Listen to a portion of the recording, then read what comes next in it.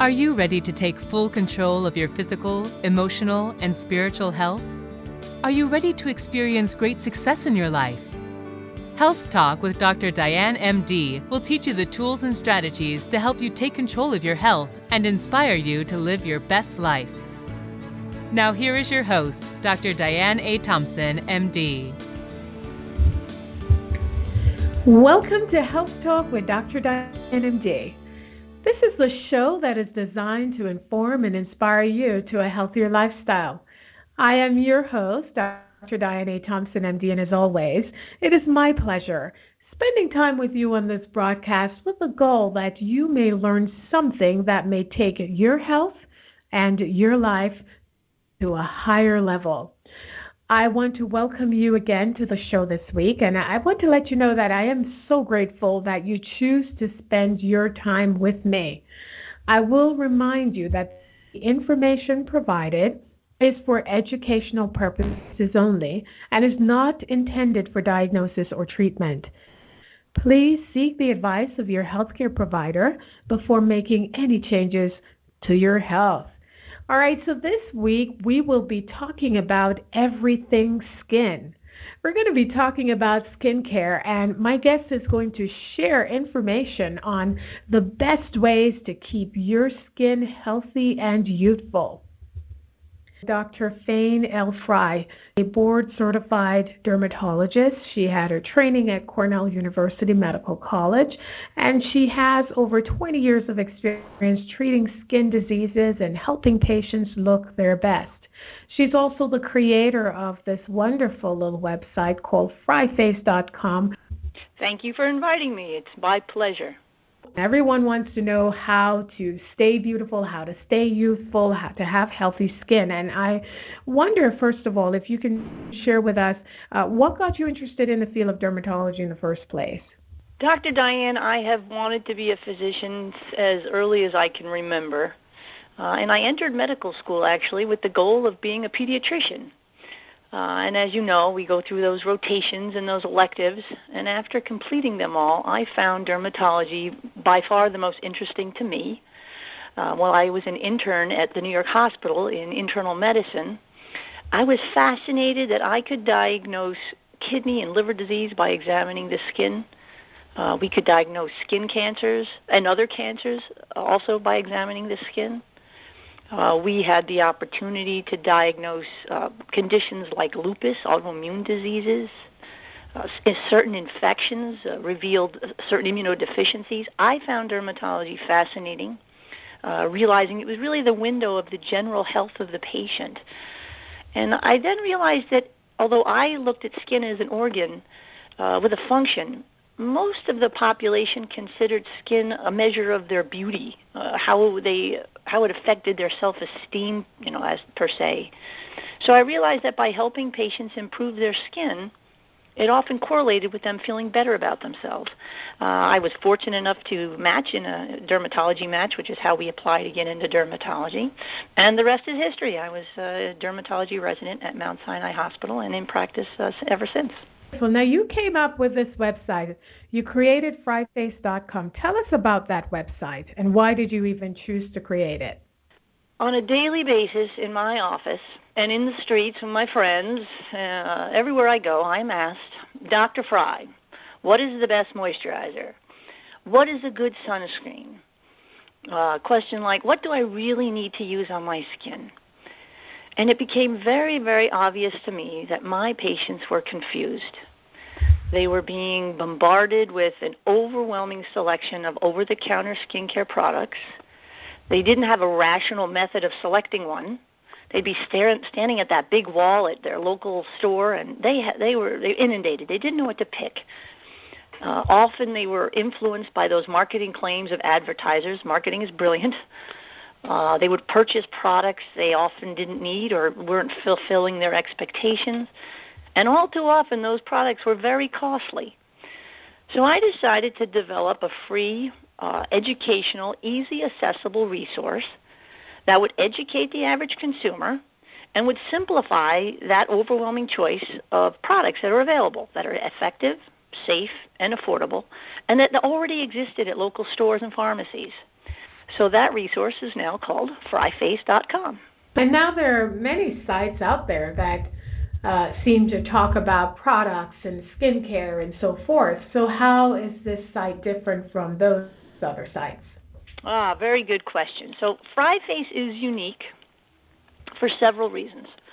Firstly, I have no financial interest in any product, or I have no financial interest in any manufacturer on the site. So I consider myself a very unbiased opinion. I base my recommendations on the factual information that is determined in the medical literature. I sell nothing. I try to get rid of the marketing, and if I could mention how powerful that marketing is, the terms that you hear like natural or hypoallergenic or non-comedogenic, these are all marketing terms on labels, and they have no standard guidelines or meanings.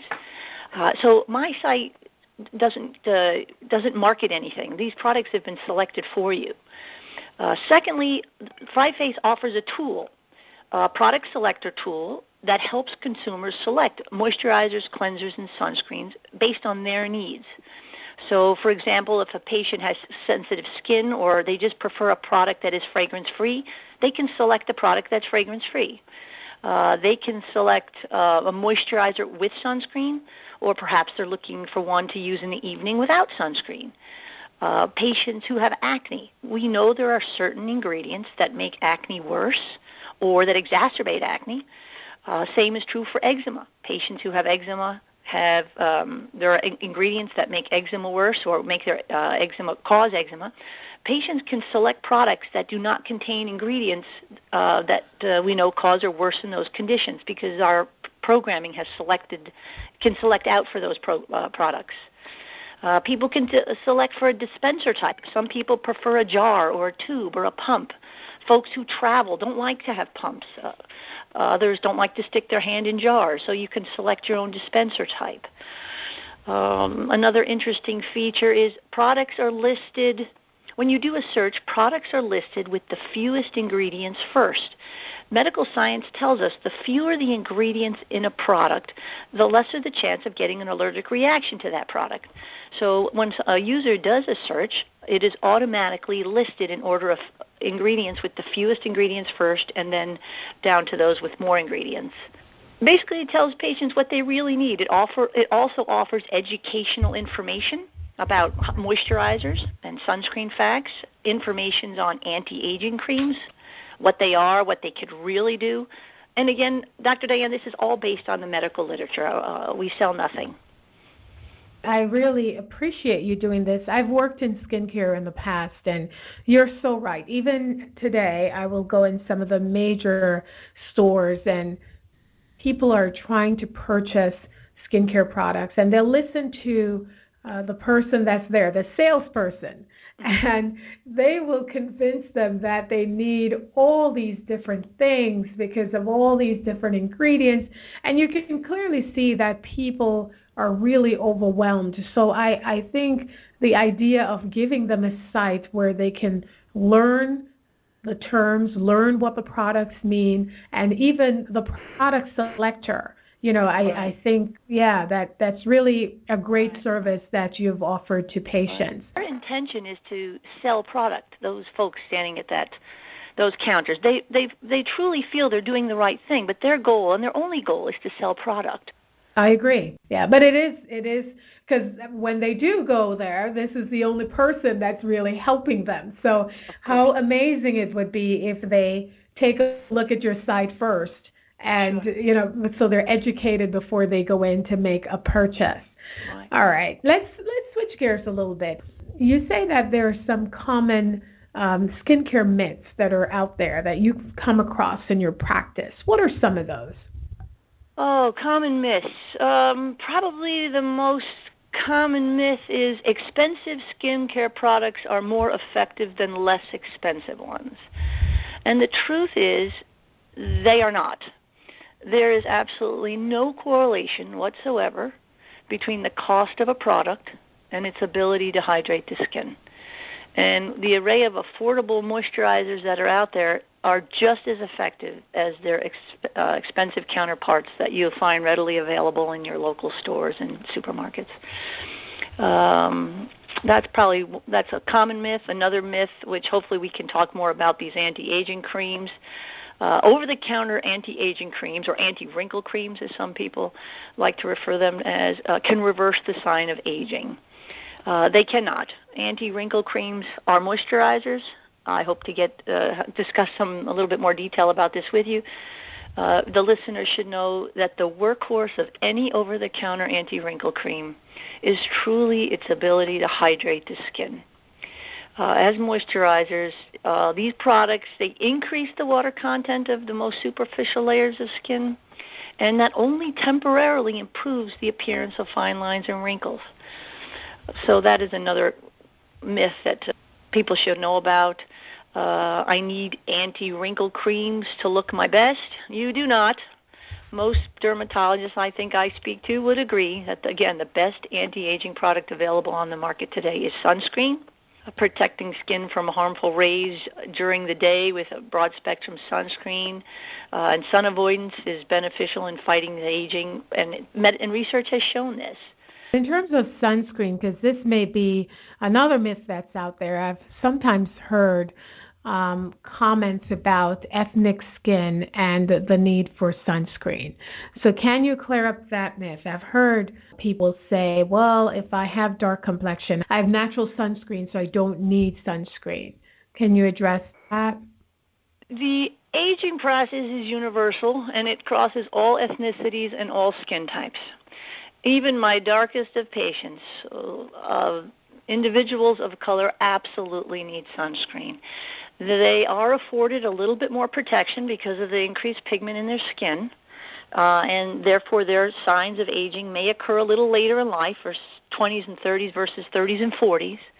But the sun damage does occur, and so it is advised that regardless of your skin color, your skin type, whether you're the fairest of fair or the darkest of dark, you absolutely should wear a broad spectrum sunscreen with SPF 30 or higher. Okay. Are there other myths that you were about to address before I interrupted you? Oh, we have lots of myths. Probably the myth of skincare products containing natural ingredients are safer and more effective. This word natural seems to recur itself, organic, natural. Let's define natural first of all. Well, the answer to the myth is no, they're not more effective. Natural ingredients are usually ingredients from plants and flowers from plants, herbs, oils, roots. They take these botanicals and these ingredients and they incorporate them into a skincare product, but by doing it, they first must heat the process. They must be processed, heated, chemically modified. So these natural products are no longer in their natural form when they get into the skin product, first and foremost. We didn't really talk much about a drug versus a cosmetic, but I should preface this by saying the cosmetic industry is not regulated by the FDA. So suppliers of certain ingredients like botanicals, you don't necessarily know where they're coming from, these products. And botanical products have sometimes contaminants in them. They have heavy metals, they have toxins, and we have acid rain, we have pesticides. And it is the manufacturer's responsibility to keep their products safe. There's no regulation. So the problem with botanical products or natural products is sometimes they're contaminants, and there's no medical proof that they have any efficacy, that they really do anything. But they're a great marketing tool. It's a great way to get a patient to buy something by saying it's natural because it comes from a melon or because it comes from another fruit or vegetable. So that's another myth, the natural ingredient claim, which really there's no medical evidence that it's at all effective or beneficial. All right. So what we're going to do is take a short break for our sponsors, and when we come back, we will continue talking with Dr. Frey about some of the important steps that we can include in our skincare regimen to get the best outcome. So we'll be right back after these few messages. Listen to Health Talk with Dr. Diane, MD, for tools and strategies to live a healthy, happy, and successful life. For details, go to drdianethompson.com. That's drdianethompson.com. Like us on Facebook, facebook.com/Dr. Diane A. Thompson. Are you ready to take control of your physical, emotional, and spiritual health? Are you ready to experience great success in your life? Join us for Health Talk with Dr. Diane, MD, every Thursday at 7 p.m. Eastern Standard Time, right here on Atlanta's Incredible Radio, AM 1570 WIGO, or listen live stream at wigoam.com. For your wealth development, asset management, retirement planning, and insurance needs, contact Winston A. Clark at 917-816-7182. That's 917-816-7182. I have over 10 years of experience in wealth management and providing life and health insurance, and I'm very passionate about helping you meet your financial needs. My hair won't grow. My hair won't grow. Yes, it will. Hi, I'm renowned hair growth specialist Victoria Crystal. Grow and keep your hair length as I did, from a boy buzz to my waist in 3 years with a relaxer. Now I'm on a new journey, natural. In 2 years from the big chop, it is now below my bra length. Do you want to grow and keep your hair growth? Go to www.myhairwon'tgrow2.com for details. And please follow me on social media. All right, welcome back. If you are just joining us, my guest today is board-certified dermatologist Dr. Frey. She is the creator of the website freyface.com, and we just got through talking about some of the myths associated with skincare. What about the 3 biggest skincare mistakes that you've seen people made, and how do we correct those? The biggest mistakes. First, we have to ask ourselves, what is driving this billion-dollar skincare industry? And the answer to that question is one belief. Dr. Diane, there is a very strong belief that there is a fountain of youth in a bottle. And I must assure your listeners that based on scientific research, you cannot find a fountain of youth in a bottle. For an ingredient to claim that it is anti-aging or rejuvenating, science has to prove 3 things. It first has to prove that whatever this compound is, it has to penetrate the top layer of skin. Once it proves that, it has to prove that there's a target in the lower levels of the skin and that there's an effect on that target. And then it must prove that we see some change in the skin so that we can say, yes, this is really effective. Using just photography, which is what a lot of studies do, it's very difficult to standardize clinical photography. So there's no objective measurement. It's a very subjective thing. So with all that understanding, the biggest mistake people make is they purchase very expensive anti-aging products that really do no more than hydrate the skin. They would be better off purchasing a quality moisturizer from their local pharmacy. That's probably the biggest mistake. Another mistake is a magic potion. It exists, and I just mentioned it. This potion prevents 90% of sunspots. It prevents wrinkles. It prevents saggy skin. It's sold everywhere, yet only 1 in 10 Americans actually applies it daily. And scientific study, there was a recent study out of Australia just a few months ago that compared to other over-the-counter ingredients. It's the most effective anti-aging preventative ingredient available today. And what is that product? It is sunscreen. So the mistake number 2 is most individuals do not apply daily sunscreen. That's a moisturizer containing a sunscreen. And it should be, again, broad spectrum and SPF 30 or higher. That's probably the second biggest mistake. The third biggest mistake is probably...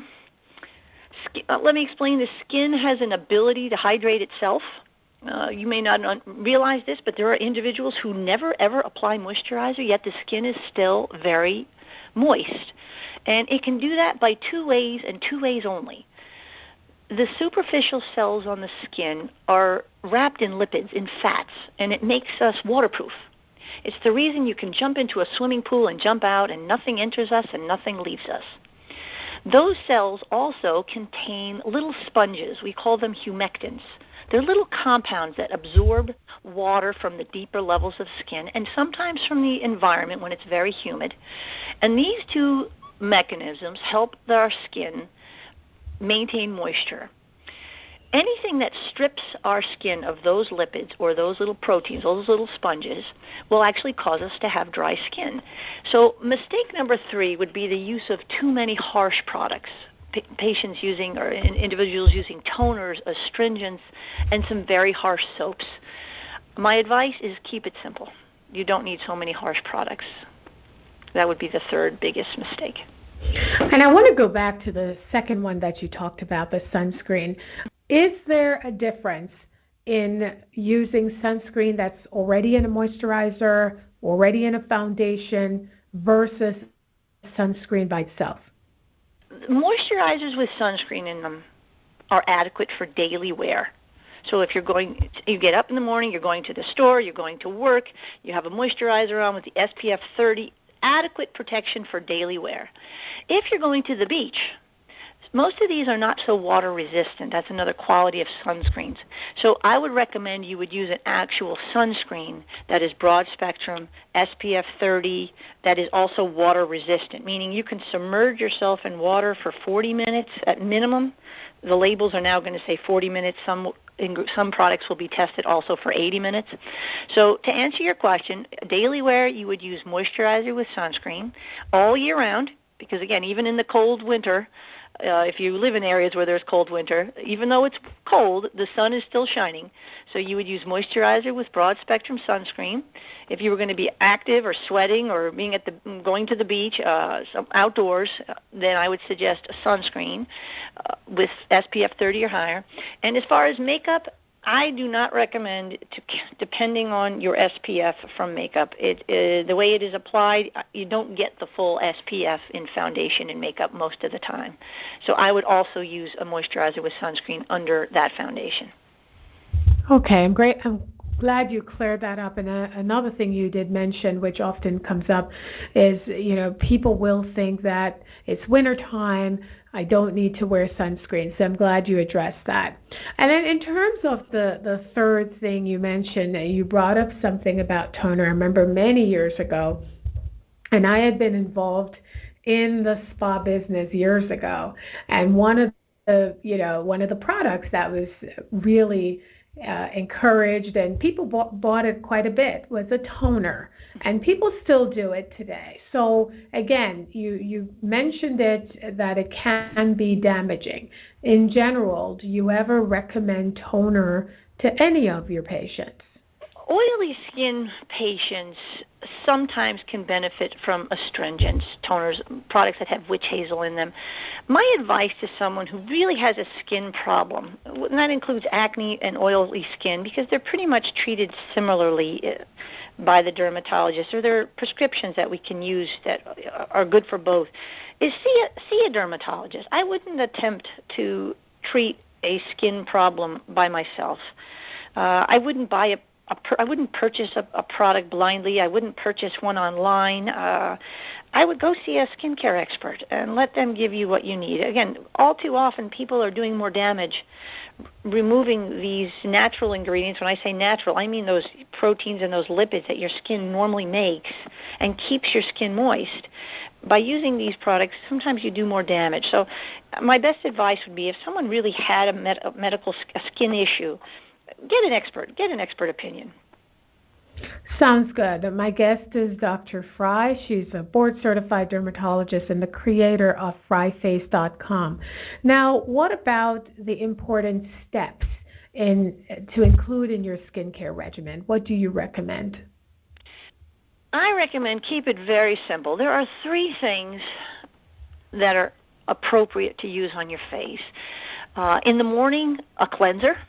I would suggest a mild facial cleanser to help remove makeup, some oil gland, sebum excretions that we have during the day, environmental dirt. Mild cleansers, you can, again, FreyFace, you can select one. Then I would apply a moisturizer. And the moisturizer, if it's a daily wear moisturizer, it would contain SPF 30 or higher. And if that would be your morning regimen, unless, of course, you were going outdoors and going to spend a great deal of time outdoors, I would use a separate sunscreen. But for most daily wear, a cleanser in the morning and a moisturizer, quality facial moisturizer. In the evening, if you are oily skinned or you feel that you need to cleanse your face again, although, again, not everybody needs to wash their face twice a day because you don't want to wash off again those proteins and those lipids that are keeping your skin moist. But you could wash again in the evening with your mild cleanser and moisturize. This time the moisturizer should not have a sunscreen in it. You're about to go to sleep. That is really what you really need. Cleanser, moisturizer, and sunscreen, or a moisturizer with sunscreen. Now, with this regimen, there will be a lot of businesses that will be losing quite a bit of money with all the products that they sell. They're not going to be happy with me. No, they're not. They're not. And I wanted to also go back quickly. You mentioned cleanser. Sometimes you will hear people will recommend a particular type of cleanser for the winter time and a different type for the summertime. Do you feel that it's necessary to have different types of cleansers based on the season? I don't. I think a mild facial cleanser is adequate all year round. Soap-free. When we say soap, most people think of soap as anything that's a cleanser, but soap is really an alkaline salt and a very high pH substance. There are plenty of what you'll see on the label soap-free cleansers. They don't have those strong alkaline salts in them, and those alkaline salts, again, strip the skin of the natural compounds that keep your skin moist. So a soap-free cleanser or a beauty bar, of course I would always recommend fragrance-free, is adequate, and it's adequate all year round. If there's any difference in winter versus summer, it would probably be in areas where in the wintertime the air is much more dry, and so we do have increased dryness as the water in the skin tries to evaporate because it is so dry. So the difference between summer and winter wouldn't be so much in the cleanser, but would be more in the moisturizing. I think individuals really need to moisturize more in the winter to recreate that barrier so that water doesn't evaporate. My advice would be to moisturize more frequently in the winter. In the summer, when the air is very humid, sometimes it gets 70-80% humidity, the skin is actually very moist because it could draw water from the environment, which it cannot do in the wintertime in cold air. So the season differences. Moisturize more in the winter.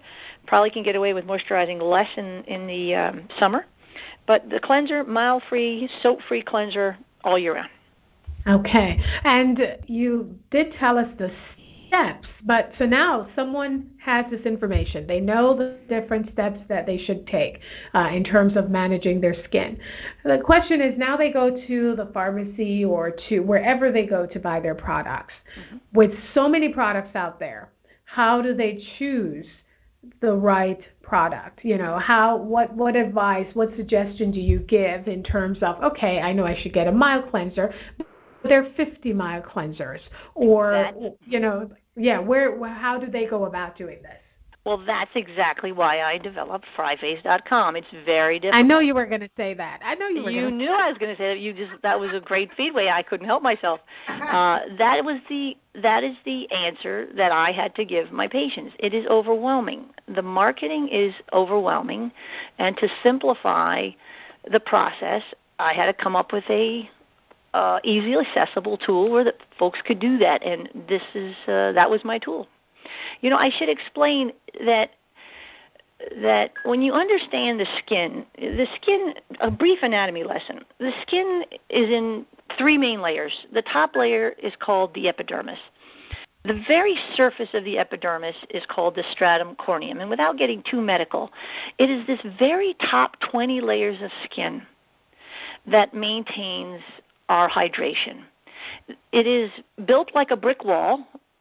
The bricks are the cells surrounded by the mortar, which is that fat that I spoke about. Inside the brick are those little sponges. And those little sponges are called humectants. There are compounds like lactic acid and urea.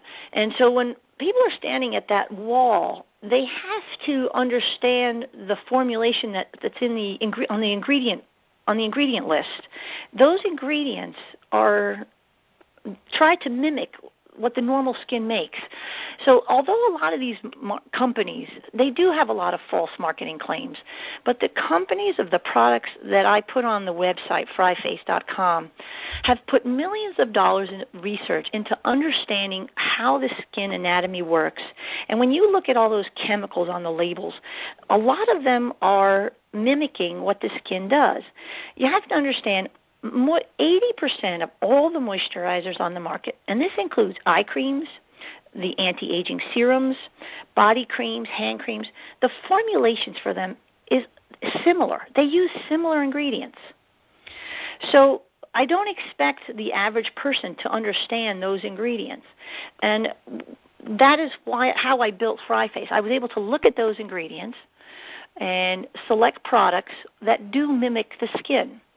So I wouldn't expect, for example, an acne patient to understand that isopropyl myristate can make their acne worse. It's just not realistic to think the average person is going to have that level of chemical background knowledge. So that's why it's so overwhelming. That's why people are so confused, and they know they're confused. So this is my solution. My solution is to go to fryface.com, and it'll ask you, what are you looking for, a moisturizer, a cleanser, or a sunscreen? And you select. And then it's going to ask you what body part, and you can select.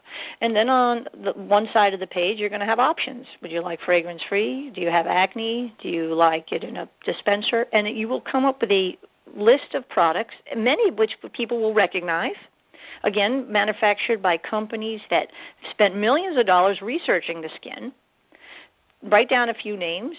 Take the list with you and go to your favorite department store or your favorite local drugstore and purchase what you feel is adequate for yourself. Did I answer your question? You answered my question. You definitely did. So what we're going to do is actually end part one of our interview here. And we are going to continue next week with part two. And at that time, we're actually going to delve more into anti-aging management. A lot of people are looking to turn back the hands of time, looking to get rid of wrinkles, looking for more youthful skin. And we're going to find out what's true, what's false, and what we can actually do. So in part two of our interview next week, we'll continue talking with Dr. Frey. And again, you can go to fryface.com for more information. She has quite a bit of information at that site that will help you as you try to choose what's the best type of skincare products for yourself. Remember that your health is your wealth, and I will catch up with you next week for part two of this interview. You have been listening to Health Talk with Dr. Diane, MD, on 1570 AM WIGO. Please tune in every Thursday at 7 p.m. Eastern Standard Time for the best in inspirational health information. If you have missed any part of this broadcast, would like to find out more about Dr. Diane A. Thompson, or would like to receive her ebook on stress, please go to drdianethompson.com. That's drdianethompson.com. And like us on Facebook at facebook.com/Dr. Diane A. Thompson. Remember, your health is your wealth, so do something healthy for yourself. Have a great evening.